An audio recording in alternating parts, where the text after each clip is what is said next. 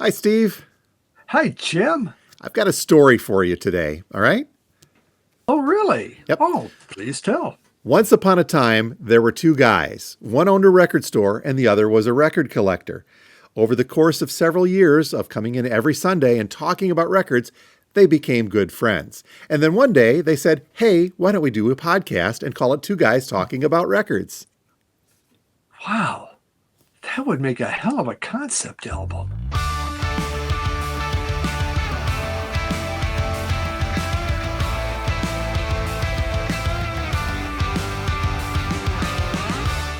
And they lived happily ever after, spinning records every single Sunday. My name is Jim, and I own a record store. And I am Steve, a record collector. And welcome once again, everyone, to a new episode of Two Guys Talking About Records, where each week, I think it's very obvious what we do each and every single week. And Steve, if folks didn't get that 2x4 up the side of the head with the hint of what we're talking about today, it's concept albums. Here we go. Exactly. Story albums that tell stories, or maybe some of them are themed, I suppose. But I think we're going to concentrate more on the narrative aspect of this. What kind of stories do these records tell? And I think we've got a good selection between the two of us of some of our favorites, and hopefully some that folks will recognize. Yeah, I think, when you start digging into it, sometimes it's kind of surprising. You go, God, that one's one. Oh, that's another one. And yeah, it was an interesting researching and finding these albums. I absolutely agree with that because there were some that I didn't realize were of a concept, longer storyline. But we'll get into that here in just a little bit. But as we do each and every week when we start off the show, we like to talk about our most recent pickups. I only have a couple this week, but there are a couple of good ones. One at least. One I'm still iffy on, but I have to say that because I'm not sure if I'm keeping it yet, but I think I will. All right.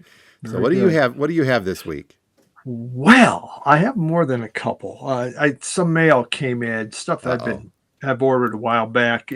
Sometimes it takes it a while to get here. But the first one I visited, I found another record store I've never been to toward downtown Denver, just a little tiny place.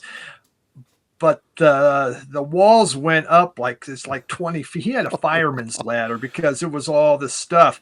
And one of those bookstore ladders that slide back and forth. That would be cool. Yeah, it would be cool. I always wanted a house with one of those in there for my books. But Sonic Youth's sister in original, and this is the last one of the 80s that I did not have. And I'd read the Sonic Youth book, and this is really where they began to say, we can make kind of melody. Let's start putting it in there.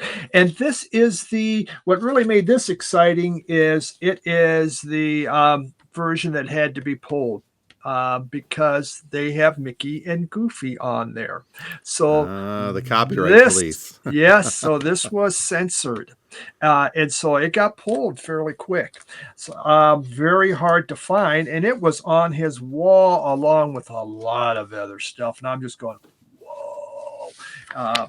And not the cheapest thing in the world, but I knew it wouldn't be. But this was on my want list after I'd read that. And so I was shocked to see again when I found it was that's the censored version. I mean the uncensored version. I'm sorry, that's the uncensored version. I couldn't believe it, so I grabbed it. I mean, very happy to get this. Then I ordered this. A band from Canada called The Creeps. And the Creeps had on that Children of Nuggets compilation, Jim. They have a song on there called "Down at the Nightclub." Okay. Love that song. And so this is the Creeps, and the name of the album is "Enjoy the Creeps." That's nice. They actually have put out a number of different albums in Canada, but you could see it is 80s, that 80s garage rock kind of revival by the haircuts. They go, let's all look like Brian Jones. Okay. And so away they went. But really, I love that song, and it's off Star Records. So this was a happy find to get, to order, and Yeah, just a little flyer from that record Oh, label. the label flyer. Buy these Yeah, records yeah. from us too. Yep. So that's an original. The next one, I'm sure it's a group you've played a lot. Cleaners from Venus. I'm still trying to figure out how the hell I found this or thought about this. It must have been something I was reading. The name of it is called Living with Victoria Gray, which was their song that put them somewhere in the UK. I don't know. But Huh. it's jangle pop for the most part. Never heard of At them, Steve. least, at Seriously. least nearby. At least this album is more jangly than some of their albums. I listened to a few of their other albums, but this one I really liked. And it's like $9. And again, out of the UK. This is an original. Not much there. So that was, exciting to something different. Cleaners from Venus. I mean, talk about what should we call ourselves? Well, Cleaners from Venus. That makes sense. Okay, brand new album just came out. It's a jazz album from Greg Fote, which is again oh has yeah. become one of my Yep. favorite new jazzmen. Yeehaw Darwish, Moses Boyd are on here. Just some beautiful, great jazz. More melodic, kind of modal, but sounds wonderful. Been enjoying this. It's kind of a limited thing. Got it off Bandcamp, and good jazz. Really You've been good. bringing in a lot of the folk stuff lately too, I know. I have been, yeah. I've really been enjoying it. And then in a couple years, I go, oh, I don't listen to that anymore. Why is that? Uh, it happens. Papier. I told you, Oh, you had yep. that Papier. I showed one. This is Papier 7. Uh, just fantastic psych space rock going on. This it's just freaking good. I am totally enjoying this. I've only had that one Papier for whatever reason. They've put out a number of albums. And so I was kind of tracking through them to see which ones, and I really liked the sound of this one, Papier 7, and this came out in 2021 off the ever popular Stickman Records label. So Yeah, it's it out of is cool Europe. stuff. I mean, they were right up there with that space rock stuff the other day. Yeah, it really was. Wow. And and it's just that newer that comes out, which, is a lot of fun. And the final one was, I forgot to show it last week, the Dwarfs. So, There you go. yes, yeah, there we go. The Dwarfs, and it is called The Dwarfs Must Die. So, I won't zoom in on that cover for you. yeah, there we go. Probably just as well not. And so I haven't, this is still sealed. I haven't listened to it yet because I'm trying to get through some albums, but yeah, cool Dwarfs. Very cool. I think we'll find out if it's cool. You'll find out. Well, nice pickups this week. As mentioned, I only have a couple of things. Nothing tremendous. This first one was a release that came out a couple weeks back, and I held off because I've got plenty of copies in the store. This is the brand new Billy Strings and Brian Sutton live at the Legion back in 24. They had recorded just the two of them, kind of a very acoustic set at the American Legion Hall. I believe it was in Nashville, Tennessee. Very cool recording. Gave this a listen. It's just great, more traditional bluegrass. They talk a little bit in between about the songs. It's just a really neat experience. And for those at the live, it's the kind of live album. It's not a huge crowd, so you can actually at the end of some of the songs hear people going woo. So if you're the guy that goes woo at the end of a Billy Strings and Brian Sutton song, then you made the album when you hear it. Now, this was released on Red, White, and Blue split vinyl as an indie exclusive. Ooh. And I thought that was kind of cool. But then when I was thinking about getting one, opening up a store copy, I got looking on Discogs, and there was another version out there that I thought suited the cover a little more nicely than the Red, White, and Blue split. And that was a Billy Strings web exclusive that came across on a black and white splatter vinyl on clear, which I think just really went a lot nicer with the cover. You be the judge. I kind of dig it together with the cover, with the black and white on the cover there. So I got that off the Billy Strings website, along with a couple copies of some other stuff that we couldn't get from our distributors, the Look at Tinfoil and Turmoil. Yeah, look at you. You're the kind of interior decorator of the vinyl community. This matches the cover better, so it's exciting. Is there such a thing? And if not, we'll have to invent it of cover art versus vinyl feng shui. Is Yes, that how we make it it's work? all it makes the experience of the music even better. It does. What's even cooler, ordering it from the Billy Strings website.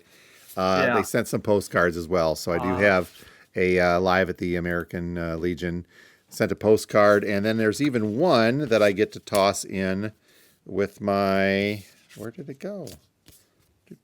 Oh, with the Highway Prayers album. They sent off a little postcard for one of the songs in there called 7 Weeks in County. So nifty little promo item from the Billy Strings website. I like it. Looks like a Marlboro commercial. It does indeed. That goes with the theme of that album. The only other thing I added in, and it's a greatest hits. I've never had a Journey album in my collection.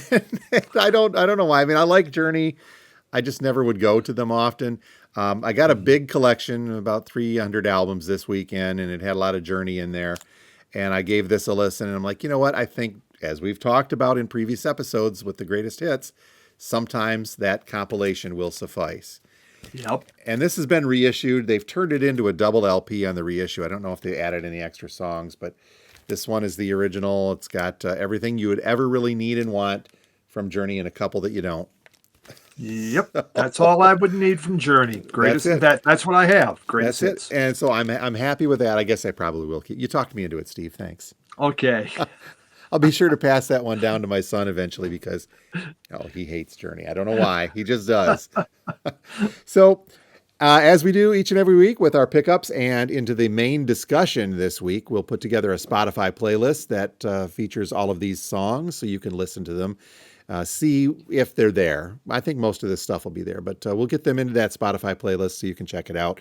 And this is to avoid the copyright police. Steve, this is a discussion for a later episode. I've been reading a lot. Some big YouTubers are fighting back on the labels. So that's a future episode. We'll have... Go ahead. Well, I was going to tell you this week I haven't had this happen, but I played a sample from a album, this Amos Lee, and it blocked me worldwide. Wow.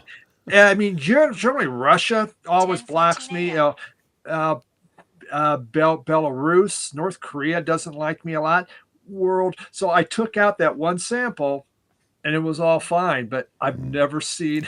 I mean, why?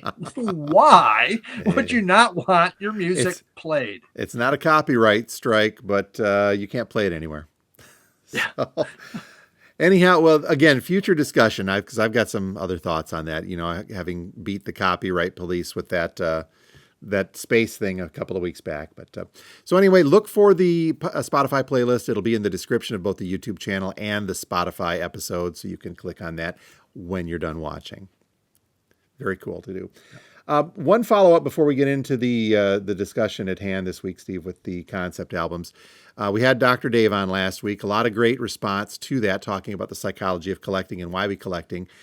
But then after the fact, of course, something happens here in the store. I mentioned the collection I brought in that made me want to think of one more question for him, because isn't there a psychological term for, and this happens all the time with record collecting. I know it's happened to you. It's happened to me, where you don't see a record ever, and then you either get one or see one, and then you see it everywhere. So there is a term for that. I don't know what it is. It's like when you buy a red car, you all start seeing red cars. So a couple of weeks back, I found this Journey album up at our secret spots, what we talked about in that episode. And it was a Journey album I'd never seen before. It's called Dream After Dream, and it's a soundtrack to a Japanese film. I've got the half-speed master one. Still have it in the store. Gave it a listen. It's okay. It's nothing I'm going to keep.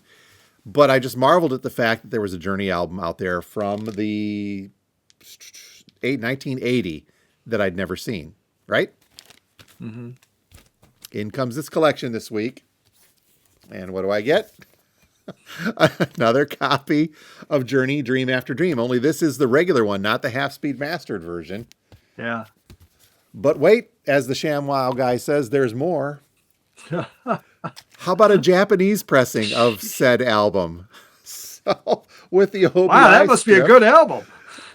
Well, it's a Japanese movie, so it stands to reason that the collector would Yeah. want that version of it in there as well. And so the collection came with the two versions. And I'm just stymied that I've never seen this record before until about a month ago. And then all of a sudden, here it is popping up twice in the store. Jim, I was looking for years for Feed and Fleece Yeah. from Van Morrison. Couldn't find it wherever I went. It was the one album I was missing from his 70s. I hit a record store in West Virginia. I found it. I was excited. I couldn't believe it, so I buy it. There was another, this is Charleston, West Virginia. There's another record store. So I just went there that day too. And they had a copy of the damn thing. And I go, two? I'll buy it. Then there's another record store in West Virginia in a different town. I went to a month later. There it was again. There it was again. So, oh my God, I couldn't find it for years, and West Virginia's been hoarding them all. For we have it. Stop it, guys. Yes. I mean, it's just an interesting concept. Maybe next time we talk to Dave, we'll see if we can delve into that a bit further. But you're talking about that, and I almost was really snarky and said, "Cool story, bro." But that would make an interesting concept, wouldn't it? Steve looks for this album for years and years, and finally finds it, and it's like Midas touch. Now you have it, and then everything comes in on Veed and Fleece. Yes, there we go. So we had been tossing this idea around for a while about doing some of our favorite concept albums. And I think that this really kind of has to start with the definition of what is a concept album. You hear this tossed around a lot where folks would say, okay, I've got this album and it tells a story. But in its entirety, I think we just look over at the general, saying a concept album is something that plays front to back with a single narrative storyline or a theme across all of the tracks on the album, something that ties it together, like the Dude's Rug ties that album together. It often resembles a musical, novel, or sometimes a theatrical work. And we'll get into that with one of these today, where the theatrical work comes into play very, very heavily on this. So with that in mind, it got us digging, where we thought, okay, now where do we go from here in talking about concept albums? And once, as we always do, once we start digging into this, I became surprised. Oh my, that's considered a concept album. That's considered, okay, that is interesting. And so we thought maybe we'll split this up into two ways. The themed albums, I think, they're concept albums in the same, but in a way, I kind of appreciate the single narrative concept album a little more, because it feels like there's a lot more that goes into tying something together, especially if it becomes a successful album. Yeah. That's that much more rewarding, I think, to listen to, because you're not only getting the music and you're getting some great songs, but you get the satisfaction of a story that's told throughout and hopefully done well. So, but the themed ones, here I thought we would make it another week, but we're not going to, Steve. If we kick off with the themed ones, I don't have it. I'm not going to show it, but you cannot speak of a themed concept album without bringing up Dark Side of the Moon. That's an impossibility. No narrative storyline that I could discern from this, but it goes around the themes of time and love and we'll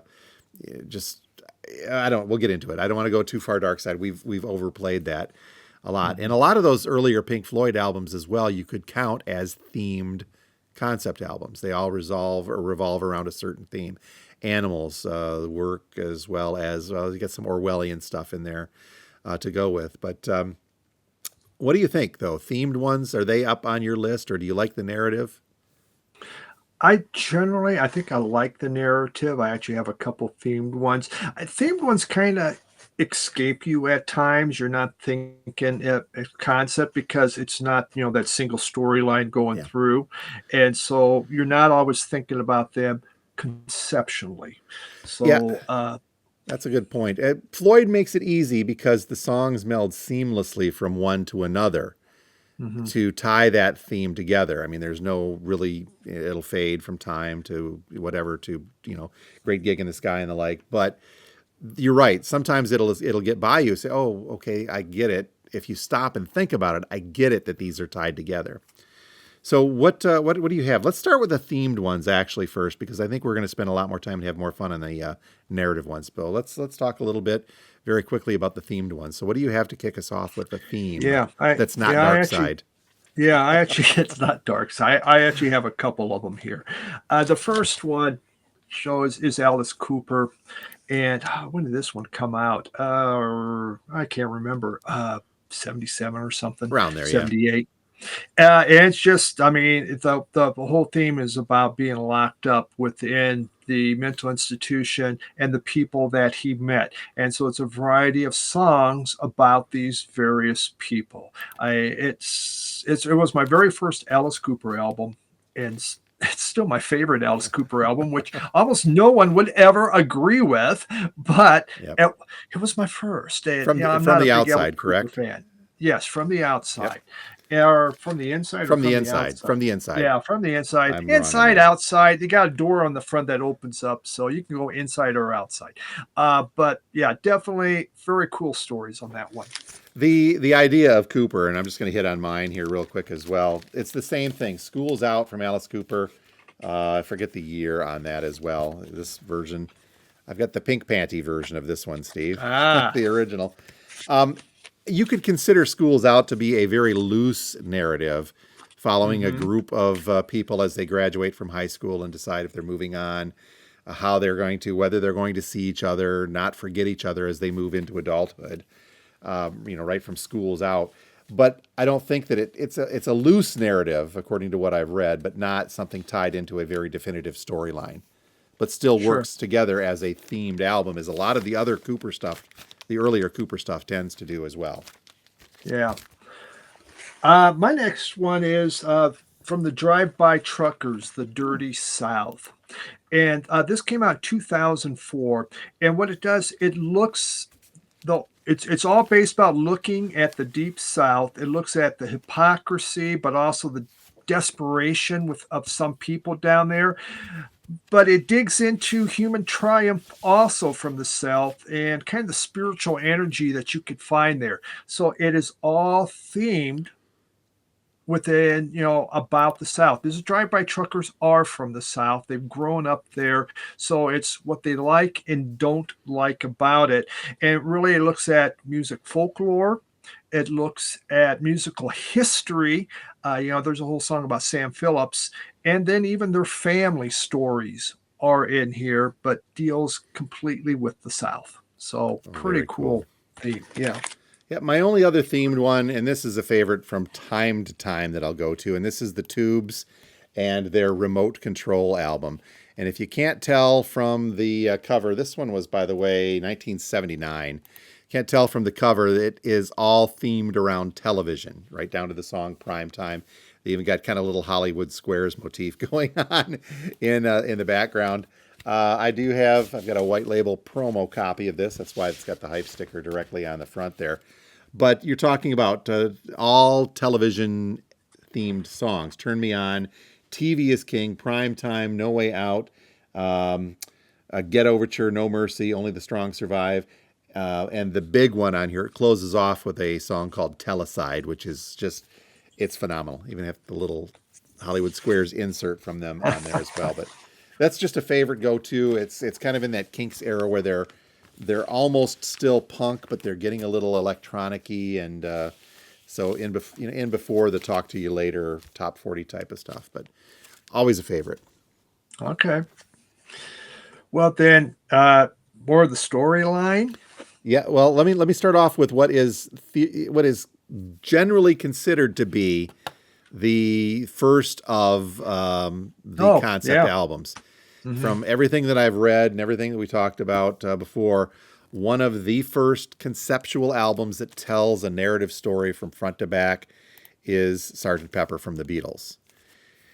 And I've known that, I think, about this album, but I've never really delved into it. It's just been, hey, it's a cool Beatles album to listen to from time to time.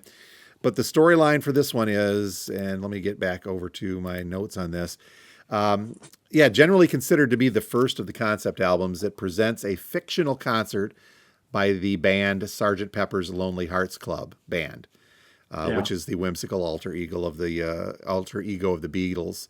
It follows the band's performance with characters like Billy Shears and the Hendersons, and then they explore their identity. So this is really one of the first, coming in 1967. There may be some other ones that experimented with that type of conceptual storytelling earlier, but generally considered this is the grandfather of all narrative concept albums. Yeah. For rock. For rock, Because, I mean, yes. yeah, as you look at classical music, and classical music is so much concept, Yeah, you're right. Okay. storyline. Vivaldi and the Four Seasons or 1812 Overture or something along those lines. Peer Gynt.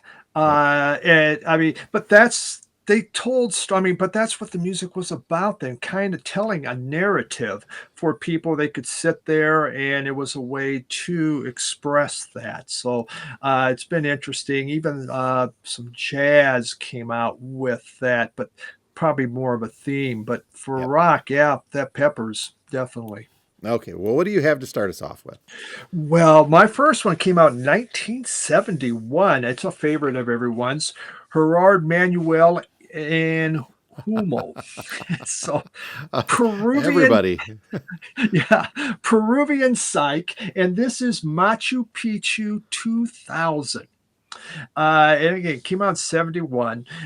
This talks about how in the year 2000, it's going to be the resurgence of the Inca Empire. So that's what was going to happen, and it's all based about this concept that the Incas are coming back, baby, and we are going to take over.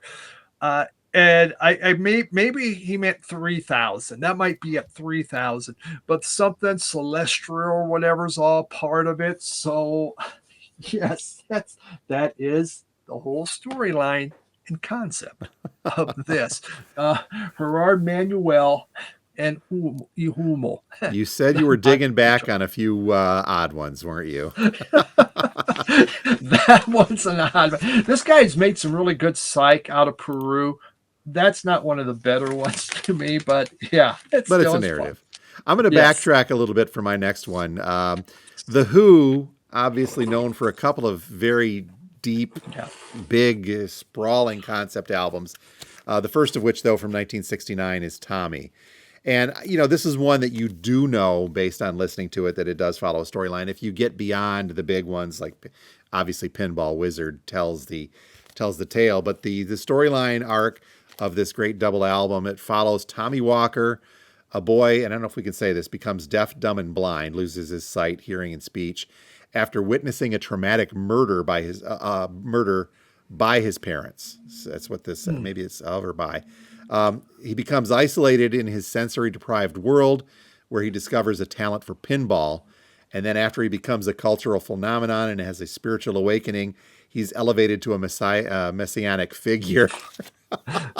So you're talking about some huge, just, wow, they get into it deep with this, talking about society and how people can elevate others through there. But, the Who's other big one, Quadrophenia, also in that realm of telling big, sprawling storylines. So now I understand why you're so good at pinball and like pinball. You've been trying to get that messiah, that thing where you're now elevated to a higher level. You're working at that. I wish I were close to being a pinball wizard, Steve. It's just, I I know like when to. I played with you, it's like, wow. Let Maybe me. I just suck. Well, I didn't want to say that. But let me do one more Brit one in this exact same vein, then we'll head over to Yeah. yours. Also because it's from 1969, and this is the Kinks and their album Arthur, or the Decline and Fall of the British Empire. Something that I don't know. Maybe we should listen to this one again these days with this.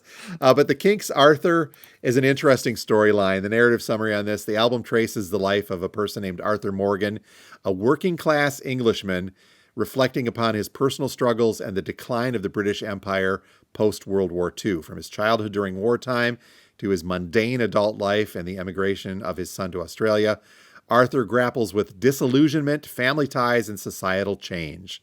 The story, by the way, was originally intended for a TV project, but it weaves a poignant tale of nostalgia and loss against the backdrop of fading British imperial glory. There's a big one to tackle from the Kinks, but it kicks off right with Victoria talking about that, talking about the royalty and how it affects the life post World War II. Wow, sounds depressing as all get out. Yes. Yeah. Pretty much. Not necessarily a pick-me-up album. No. All right. Well, we're going to pop to 1972 and Ziggy Stardust. There you Spiders from Mars.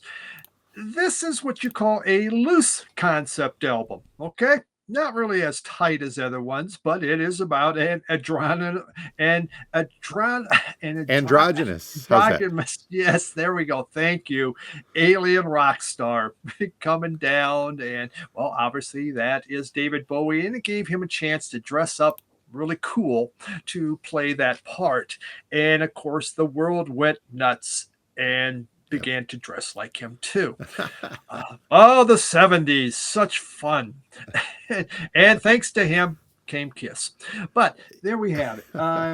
It is a concept album about that. Cool. You went to the 70s on that, right?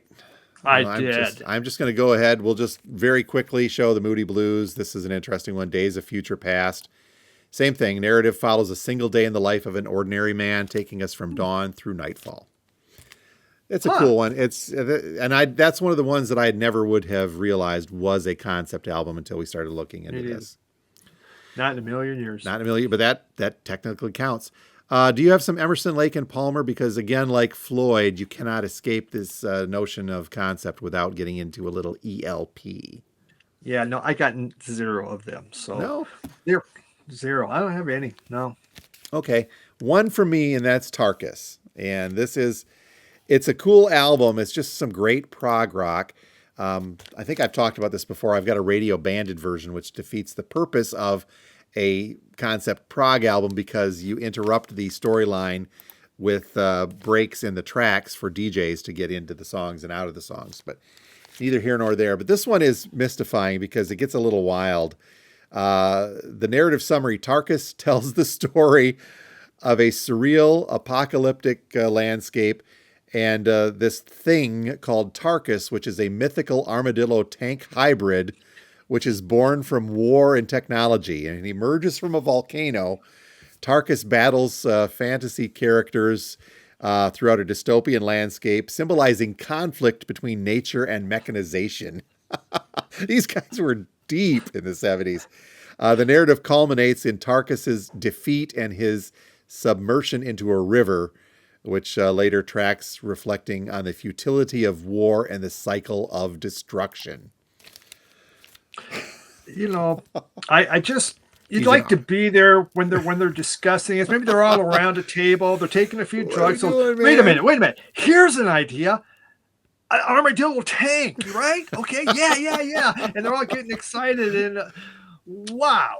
There's another ELP. It's the Tales of where is that here? I forget what I don't have it up in front, but it's a loose concept album, Tales of Mystery, that revolves around the works of Edgar Allan Poe, which is another cool concept album, but not in the narrative sense following through. I'm just waiting for Tarkus to come out as a movie. I'm surprised they haven't made that yet. You never know. A hybrid armadillo tank in the dystopian future. Where are we heading next with you? As I've got another really, really strange one. If you want me to do that one first, I jumped to 77. So okay, let me do this one from 76. While we're on the theme of almost absurdity, and I think we mentioned this in our space rock episode, and this. Mm-hmm. This is John Anderson of Yes. And you could pick out, by the way, I know folks were leaving out Yes in the concept albums. They have both thematic and narrative, but there's just so many to get to. But this is John Anderson and his 1976 album, Olias of Sunhillow. I didn't have the info for last week or when we talked about space rock, but here we go, Steve. Set on the doomed planet of Sunhillow, this album follows a person named Elias, who is a musician who constructs the Moonglade Mover, which is a living spacecraft, in order to save 4 tribes from that planet from destruction. This album, by the way, was inspired by Roger Dean's artwork for the Yes album Fragile, and the story blends sci-fi and fantasy, culminating in a harmonious resettlement of the folks of that dying planet. So yeah, this one even has the storyline, a little insert book in there too, or just the insert of the storyline inside. It's cool music, very resemblant of Yes because it is John Anderson and the vocals, but just wow, what a wild storyline. It seems like a lot of these early albums were wild storylines This that is like, really. whoa, man. Oh, it's, okay, great. All right, well then I'm going to 1977. I got a couple from 77. Okay. Alan Parsons' project, I, Robot, which is based upon Isaac Asimov's book, I, Robot. I remember reading that when I was young. And it actually is kind of fitting now because it is about about artificial intelligence, and artificial intelligence kind of taking over. And what is the responsibilities? What responsibilities do the robots have to their creators? So, I, Robot, Isaac Asimov, it's all kind of popping in now as we get more and more robots popping in. AI, I mean, Grok, he's out there. So, yeah, it's getting a little scarier, Jim. It is, but they foretold it. I do have a correction also, by the way. I said that the Edgar Allan Poe was ELP. It's not. It's Alan Parsons. It just occurred to me that I misspoke. So I know I'll get corrected in the comments, but please, I do realize I made that. But yeah, Alan Parsons did the Tales of Mystery and Imagination. Yeah, they did. Which I should have known that. I was looking and I can't find my copy of that, so that's probably why I was looking in the wrong place. Yeah. That could be it. Because I probably thought Emerson, duh. Okay. My other one from 77 is the ever popular concept album Parliament and Funkadelic versus the Placebo Syndrome. Yes, this is a concept album, and it is the battle between the true soulful essence of funk, which is Funkadelic, versus commercialized, watered down versions of funk, which is the Placebo Syndrome. So you have Star Child battling Sir Nose devoid of funk. And the battle rages throughout this whole album. And what is true funk? And what that commercialized crap that comes out saying it's funk. So. Wow. I had no idea that you talked about the prog rock guys getting weird.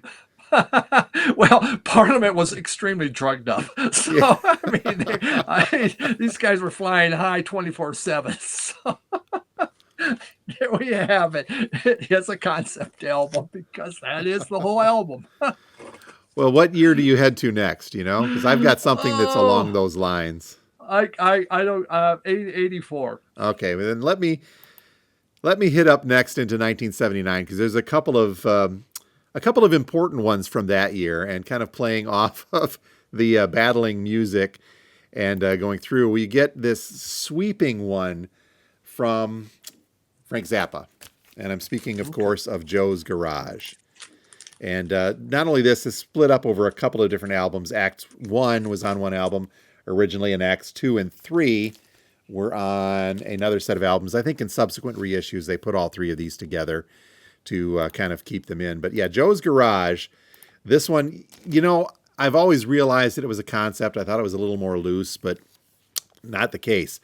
The album follows Joe, who is an aspiring musician. And here we get into another dystopian future, Steve. So, an aspiring musician in a dystopian society where music has been banned by a totalitarian government. The album, and I knew this, was narrated by the Central Scrutinizer. And the story traces Joe's journey from garage band dreams to fame. seduction and betrayal by women, imprisoned for his music, Joe descends into madness, imagining a surreal world of music and machines before resigning himself to a mundane life. So the narrative from Zappa satirizes, I said scrutinizes, almost satirizes censorship, religion, and the music industry all in one over sprawling 3 records, acts 1, 2, and 3 from Joe's Garage. Wow. Steve, perhaps you should stick closer to church-oriented social activities. No? Oh, wow. Okay. One more from 79, and this is an inescapable one to talk about when it comes to narrative concept albums. And that is Pink Floyd and The Wall. You know, I meant to ask our AI assistant on this one. It's kind of one of those chicken versus egg things. Did the idea for the album come first and then the movie based on it? Or did they decide we're going to do a movie? Let's do it. Because this is not a soundtrack. The Wall is not a soundtrack. It is an album. I tend to think that they were kind of both conceived together as the film as a way to better illustrate the concept of the album as it goes through. But this one, I think that it benefits from having the movie as a companion. If you've never seen The Wall in its entirety, seriously, kids, watch it. But I don't know if I'd say listen to the album first and then watch the movie, or if you'd watch the movie and then listen to the album, because it's a bit of a different experience regardless, because there are some different vocals in the film. But the storyline, for those of you who are completely lost on this, from 1979, it chronicles the life of a artist named Pink, not that Pink with the exclamation point, but Pink, who is a rock star who builds a metaphorical wall of isolation due to a childhood trauma, his father's death in the war, oppressive schooling, overprotective mothering. Then he achieves fame and a failing marriage. All of this helps his descent into alienation, fueled by a drug addiction and fascistic fantasies. I think Roger Waters was trying to tell us something there. But it leads to a huge psychological breakdown of that wall. The climactic trial in his mind tears down the wall and offers Pink a chance at redemption. So this is inspired by Roger Waters' experiences. You know, I've got a lot of different feelings on Waters and The Wall, and how every decade or so he kind of changes what the music is about. You know, it's about the isolation of an artist, the climb to fame, the childhood trauma of losing a parent, and in Waters' case, his father and his grandfather died in World War I. So it's kind of a dual thing in there. There's a live version several years back that Waters did, a film where he had, it's half concert film, half, I don't even want to call it a documentary, where the concert is interwoven with his trek from England to Italy to visit both the sites of the death of his father and of his grandfather. And it's just a very trippy film to watch. But again, The Wall, taken in its entirety as it's originally conceived, is just a fantastic story. And it pairs so nicely with the film. But again, I don't know, maybe folks can chime in. You know, chicken egg, which do you watch first? Do you watch the film and listen? Do you listen then watch? I don't know. Because I always listen to the record long before I saw the film in midnight screenings back in the mid-'80s. I've never seen the film. Really? Oh. No, I've seen parts of it. It's just there's something about marching hammers. I go, you should probably, I think one of the first times I'd seen the film, I mean, I'd seen it in the theaters, and when they did midnight screenings, like in 83, 82, 83, in that era, which was very trippy. But then, you know, I think there was at one point in college, I had some wisdom teeth out, and I had been taking some codeine, and my roommate slapped the film in on a VCR, and I'm like, oh, wow, I get it now. So I don't know if I recommend that or not, Steve. I'll go check some guy in Cody and pop it on. Cough medicine will do you in a pinch. Okay, man. Thanks, Jim. Good info. Good info. And you know what? This is an educational show. See, it is. But again, the Wall. I know. I talk a lot about Dark Side and animals specifically, but you know, once you get back into it, The Wall that's a favorite from my high school years. It is. It's in one of those important albums, but I don't go to it often because I don't want to call it a traumatic listening experience. It's just a heavy one. How's that? It It's, is. you have to be in the mood to go beyond just a couple of songs and listen to the album in its entirety and say, damn, all right, well, I think I'm just going to go lay in the corner now. Yeah, that's kind of my whole issue with it. It goes against my personality. It's There like, you go. oh wow, man, Then I'm just going to listen to about the Incas taking over again. I feel mm, better about that. there you go. Maybe you should skip the cough medicine then, Steve, and Yeah. not do it. Okay, what do you have next? Oh lordy, Ooskadoo, Ooskadoo, man. Zen Arcade. This is it's what they call a sprawling concept album about a young man's journey who's from a dysfunctional family in a small town as he moves out into the world and into the big city. And suddenly he encounters a series of social and emotional challenges in what he goes through. It is pretty amazing. This came out early in Uskadoo's life. I think the Minutemen put out, Double Nichols, nickels. yeah, double nickels at the same time. This thing comes out, and just for them, I mean, of all groups to make a concept Yeah, album, Uskadoo. And it was so well received. I mean, the critics loved it. It still is rated as one of the best Uskadoo albums. I never, when I bought it, I didn't know it was supposed to be a concept album until I read, oh, it's a concept. Okay. I don't pay attention enough oftentimes, Jim, to what's going on with the lyrics. You're I'm doing with you. something. I'm Yeah, with you're you. working, you're doing, whatever. So it's like, oh, no kidding. I guess I need to sit and force myself to sit and listen. So, but yeah, cool concept. Very cool. What else do you have? I've got a couple. Well, I jump around with the next few here. all right. Well, I think one of the greatest concept albums in the whole wide world, Oh, Spaceman 3, A yep. Perfect Prescription. We've talked about this a number of times. It's a drug journey, folks. It is they wrote it from the beginning of injecting yourself and the highs to the lows that happen to the very end when he's starting to OD and they're calling for help. It takes you through the whole album is about the journey. So yeah. Talk about dark, but they're happy for a while. I mean, for a while, it's going pretty dang good for them, and then it's like, Yep. time you get to the last song, girl. I mean, the vocals just go down, but it is probably the classic of Spaceman 3 albums. Yep. I will agree. But they seem to all deal with drugs in one way or the other. But good stuff. Okay, my next one's going to jump into the 2020s and Oh my 1975. God. I've got a pair that kind of go together. And we'll start Okay. off with the 2021s from Sturgill Simpson, The Ballad of Dude and Juanita. Again, my foray into modern bluegrass, this is one of those albums that I'll go to in the mood for that. And I knew going in, just from reading ahead of time, that this is a concept album that tells a narrative. It's set in a post-Civil War Kentucky. This album follows a guy named Dood, D-O-O-D, not the dog sleeping next to me here. He's a sharpshooter whose wife Juanita is kidnapped by bandits. They shoot Dood and leave him for dead. And then along with his mule Shamrock and his faithful dog Sam, Dood pursues the bandits.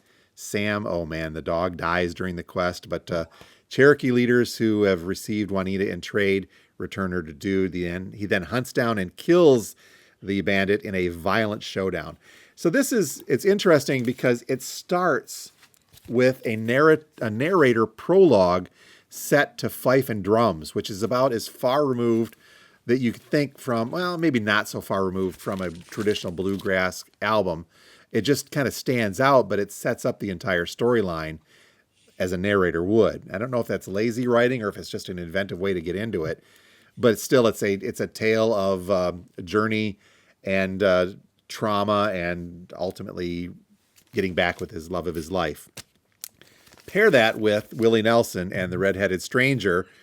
This one from 1975. It's I don't know if it's going to be the same, but the album follows a preacher who becomes an outlaw after killing his unfaithful wife and her lover, and he flees to the Old West. And as he wanders as the red-headed stranger, haunted by guilt, pursued by his past, he finds redemption through new love and a child. So if you're into the country side of things, even that will give you a couple of very interesting narrative storylines to fold through. Dude and Juanita is interesting, though. I don't go to it often, but man, you got to be in the mood for something a little dark and redemptive at the end. The same thing with Redheaded, I would guess. Sure. But doggone. I know. Yeah. Oh, Kind of sounds like a blues album to me. yes. Okay. Well, my next is one of my all-time favorite albums, and it is a concept album. Um, Lou Reed and John Cale, Songs for Drella. Oh, yep. And it's very minimalistic because it is just those two playing on this. So you have guitar, piano, and viola, but it just talks about the life of Andy Warhol, and it's no holds bar. I mean, they really go into the good and the bad about Andy Warhol, but also how they reacted to him. And at the end, kind of apologizing, because toward the end, they were just kind of shoving him away. Yeah. And so it is, to me, one of the most beautiful albums. I'm a big Andy Warhol fan, so I've just read a ton of stuff. So I'm listening and go, God, these guys really, it's not about saying putting him on a pedestal about how Yeah. great. No, it's both sides of him. So really good stuff from 1990. And I remember when that came out, you could tell the admiration that they had for Warhol for getting them as the Velvet off the ground. Yes, very much so. And the admiration was always there. It's just toward Yeah. the end, when Andy would show up, he'd have 20 other people with him. And that just kind of always ticked them off. And they weren't having to make their videos and that. Why don't they do this? I mean, a lot of the modern rock ones seem to delve into music versus fame versus the effect thereof. You think of even Ziggy Stardust or Joe's Garage or The Wall, for crying out loud. And even this one, to some extent, will delve into that. Now that Andy's sought after, he's not the same. Maybe we're not the same. Yeah, yeah. I and everyone, Green Day, American Idiot. Okay. Which is again, Jesus of Suburbia. It's about it's a punk rock opera, basically. And it's about a teenager who's disillusioned and leaves a small town. Oh, sounds like Zen Arcade already. Okay. But he goes in search for his own identity and in a turbulent era, because you have the Iraq war going on. They're very anti-Bush on this. The Twin Towers had gone down as this came out in 2004. And so it's just all these things that are happening and about this kid trying to find himself. And, what is he going to do, with music and stuff. And so it's a very cool, and they did made into a Broadway play. So, wow, how about that? Green Day. But I love this album because it's really thoughtful. It's intelligent. It's different obviously from the other Green Day albums, but it's a good story on there. Oh, cool.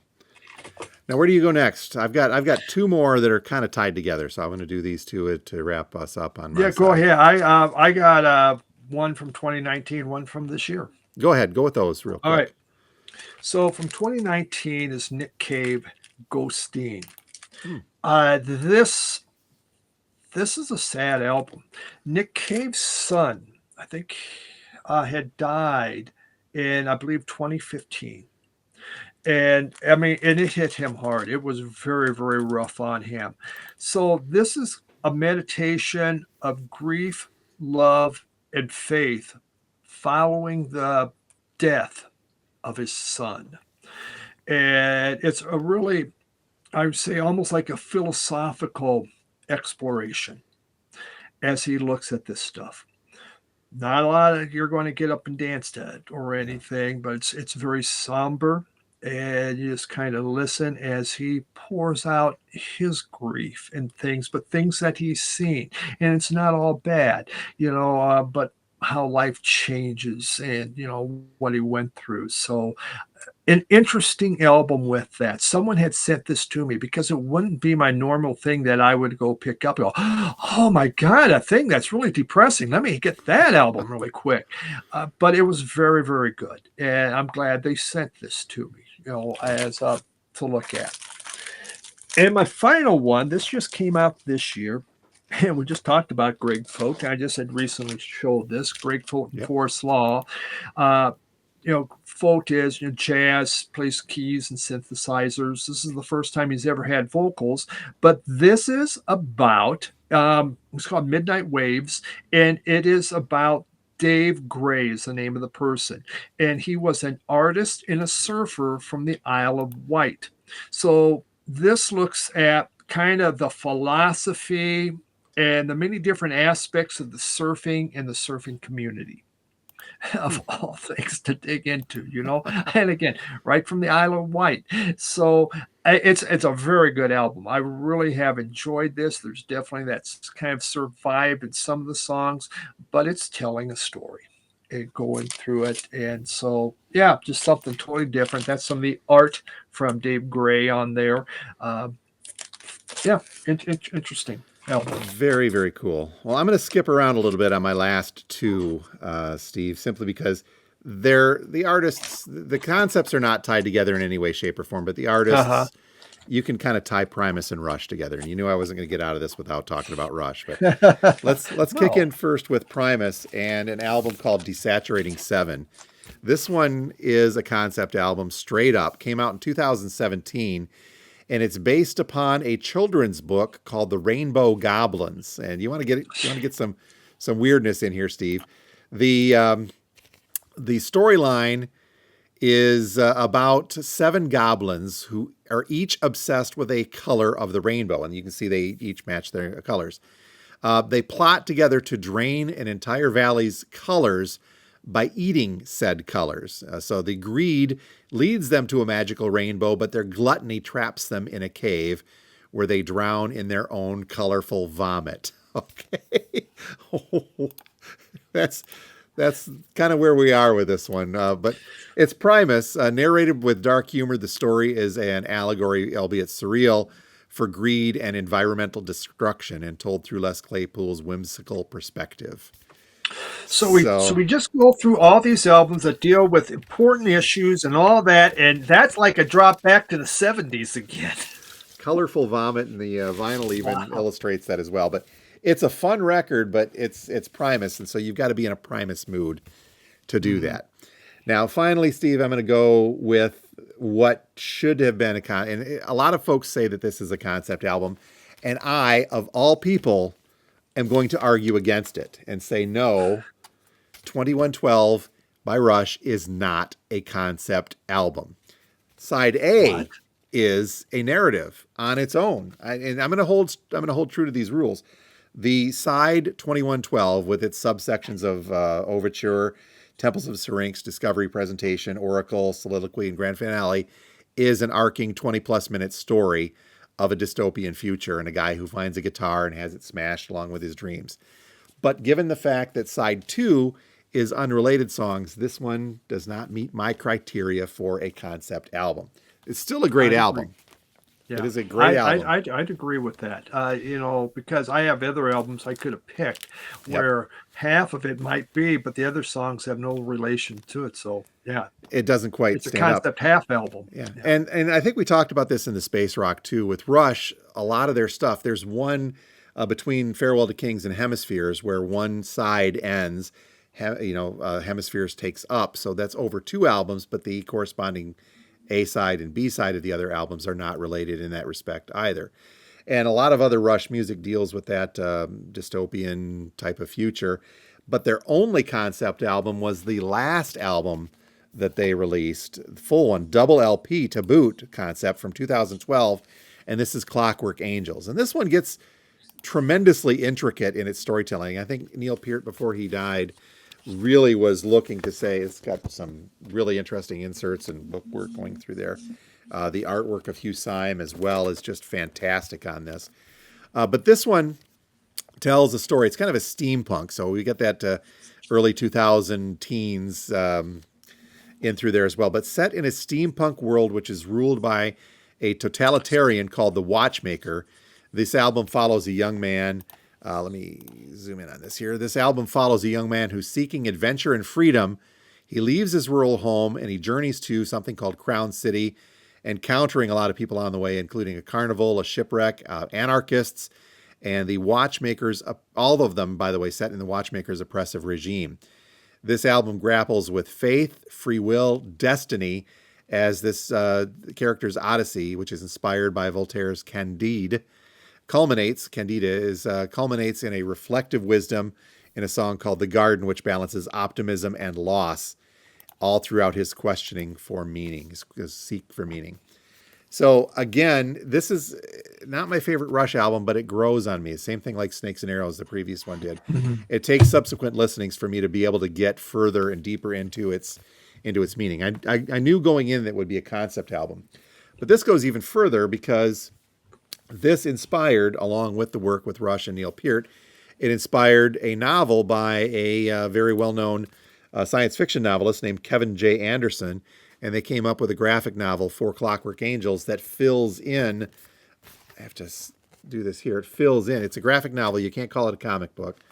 But it fills in the rest of the storyline in between the lyrics. And again, he'd worked with Neil Peart on this prior to his death to create the full fleshed out story that the album Clockwork Angels had told.